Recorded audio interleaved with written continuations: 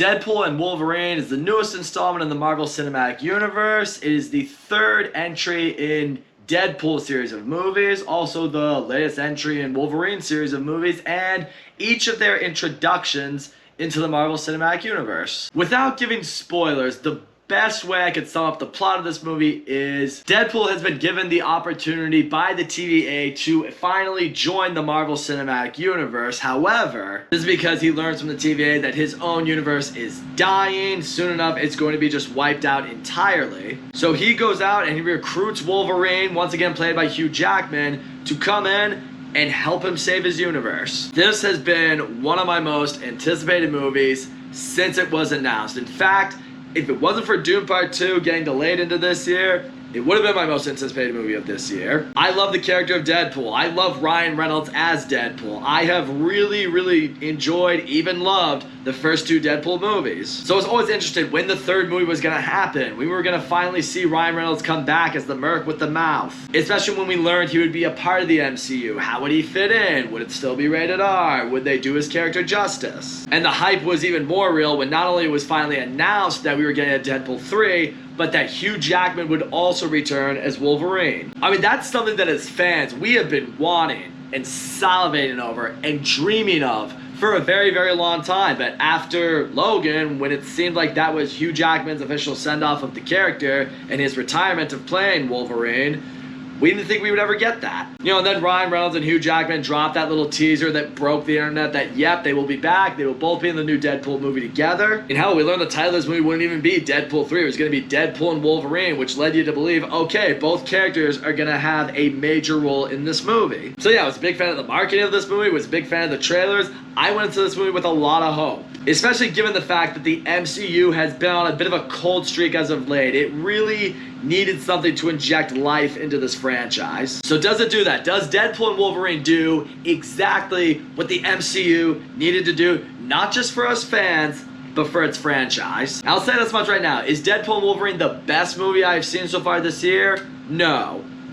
But it is the most fun I've had in a movie this year. So first of all, let's just get right into it, out the gate. Ryan Reynolds and Hugh Jackman, they crush it together. I mean, you can tell there's a legitimate friendship between these guys in real life, but the chemistry between the two of them in this movie is just phenomenal. Because they both play these really funny characters, but funny in their own senses. Like, they both have those one-liners, but one's a little more just gruff and just like dark with his humor. Another one's just inappropriate and vulgar. It makes for a really great funny dynamic between one another, and I will say, does this movie bring the laughs? Absolutely. Getting into one flaw that I have with this movie though is, as much as I do love the meta humor and the fourth wall breaking and the humor that goes around this movie completely, I do feel like there are moments where I wish I was laughing a little bit harder. I mean, undeniably, this movie had me laughing and laughing often, and at times laughing pretty hard.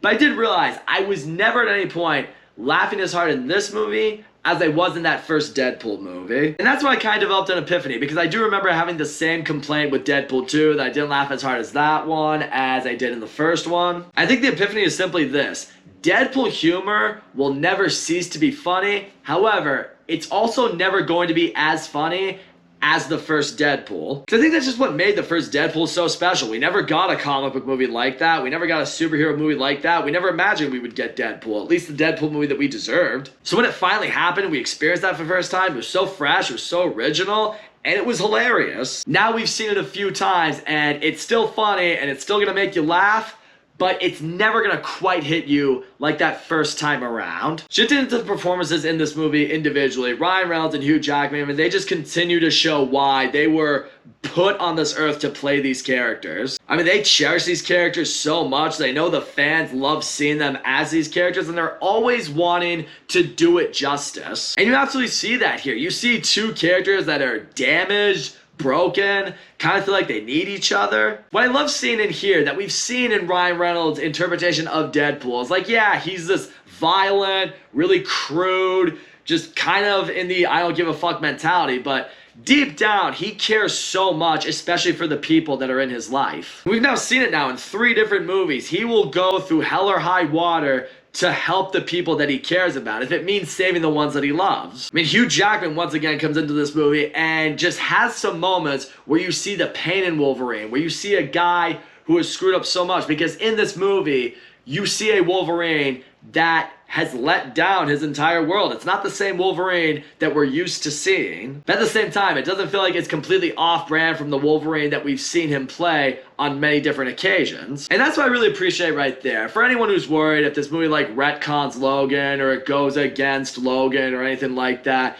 it doesn't do that at all. It was very good about still holding Logan to the mantle that it deserves and still acting as it was meant to be, while still finding a way to bring Hugh Jackman back as Wolverine to give the fans what we want without compromising canon. And once again, you still see that in Hugh Jackman's portrayal of Wolverine. I mean, he doesn't give a shit. He's a fucking asshole in his own right, but you see just a really broken, cynical man here. He has one monologue, I'm sure you've heard it, where he just absolutely goes off on Deadpool, and you just feel like it broke him. It kind of breaks the audience a little bit because, you know, you just see a guy who's just angry with himself and with the world. Getting to some of the other characters in this movie, I will say, you've probably heard it by now, but this movie is filled with cameos. And when it comes to cameos in superhero movies, you can kind of go one of two ways. You can execute it perfectly, like as in Spider-Man No Way Home, or almost perfectly anyway, or you can get kind of sloppy and overabundant with it like it was done in The Flash. I feel like this movie landed somewhere in the middle with that. A lot of the cameos that are in this movie, I will say,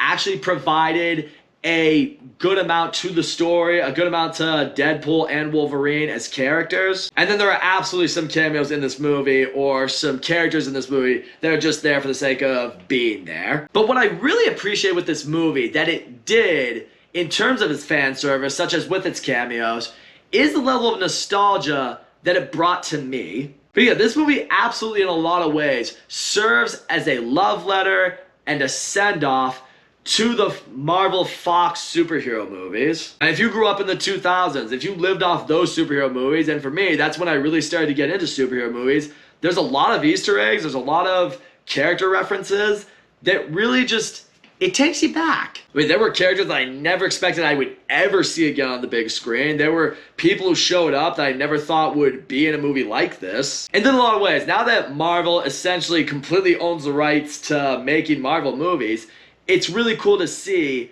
that in this, they want to pay that respect to the Fox universe for what they gave us with Marvel for the longest time, because in reality, they were the OGs at this. They were the ones who did it first. So yeah, it really brought out the nostalgia for me. It brought back some memories of my childhood, and I really appreciate that. It hit me a little bit. Also, yeah, how's the action in this movie? The action is very bloody, and it's very fun. And again, I appreciate that with Deadpool Wolverine. This is very much a rated R movie. I mean, not just with the F-bombs and the really crude jokes that they make, but no, this movie is violent as all fuck. There are some kill shots in here that just absolutely make you go, oh, that's a lot of everything. But it's good. It doesn't take away from the characters of Deadpool and Wolverine. I mean, if you're really going to do those characters justice, the movie needs to be rated R, and it is just that. But there are some really great action scenes in this movie. There's one in particular that kind of remind me a little bit of the airport fight from Captain America Civil War. Just, you know, exciting, action-packed, and with humor thrown in there that doesn't feel like it compromises anything. There's also one action scene in particular that's just perfectly well shot. I mean, shout out to Sean Levy. Absolutely crushed it with the action here. I mean, there's one shot in particular that's just really long and drawn out and continuous, but it's super violent and super bloody. Kind of felt a little bit like a rated R version of the opening of the final battle in Avengers Endgame a little bit. I love my one continuous shots in movies. Shout out to this movie for pulling it off. As far as other flaws I would have with this movie, okay, Emma Corrin as Cassandra Nova. I'm not going to say Emma Corrin gave a bad performance or everything. I thought Emma Corrin did very well as Cassandra Nova. But I will say this much. Cassandra Nova does suffer a little bit from MCU villain syndrome. She's kind of just there to stir the pot, to kind of shake some things up. I mean, you don't really walk out of this movie like she's the next Thanos or Loki or anyone like that. She's not Malekith from Thor the Dark World or whatever that bitch's name was from the Marvels or anything like that. She's kind of just that middle of the ground tier as far as Marvel villains go, which unfortunately still means she's not what you're gonna walk out of here really feeling like it sold the movie. Also, getting back to the humor in this movie, It does, as I mentioned, it's not quite as funny because it's not as fresh seeing it for the first time like in the first Deadpool, but another flaw I have with this one that I had in the second Deadpool is some of the jokes that they make, although funny, even very funny, some of them they drag out a little longer than they need to. Like there are a couple moments I'm just sitting there and the joke's kind of still going and I'm just sitting there and I'm just like, alright, you got your laugh, press on now. Or even like repeating the same joke over and over in the movie, yeah, that's here too a little bit. Also, again, not to ruin the movie for you guys, but there is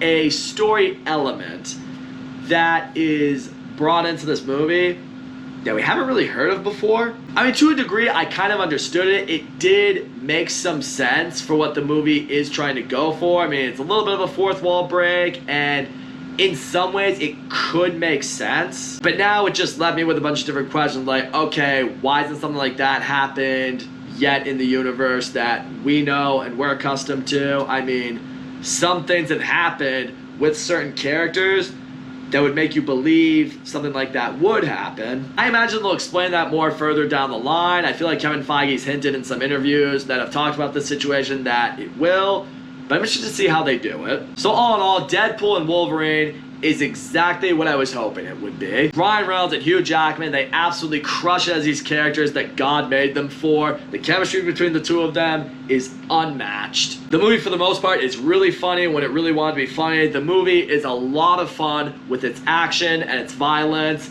It's something you'll have a blast with. Most of the cameos in this movie I really appreciated. There were some that really, I feel like will give a lot of closure for Marvel fans from the 2000s. Felt a lot of ways like a love letter and a send-off to the Fox universe that many of us grew up with. I guess that's something I just really appreciated. There was a lot of respect that went into this movie that attributed to previous superhero movies, and that ain't nothing. Also, yeah, awesome soundtrack in this movie. I mean, it certainly resurrected a couple songs out there, and you know what? I think that's awesome. A couple jokes get a little stale here and there. It opens up a story element that has created some confusion for me. Doesn't have the best Marvel villain. And in the end, it's like this. Is this the best MCU movie since Avengers Endgame? No. That title still belongs to Spider-Man No Way Home. Is it the best MCU movie since Spider-Man No Way Home? I'd be willing to give it that. And finally, let's answer this question right now.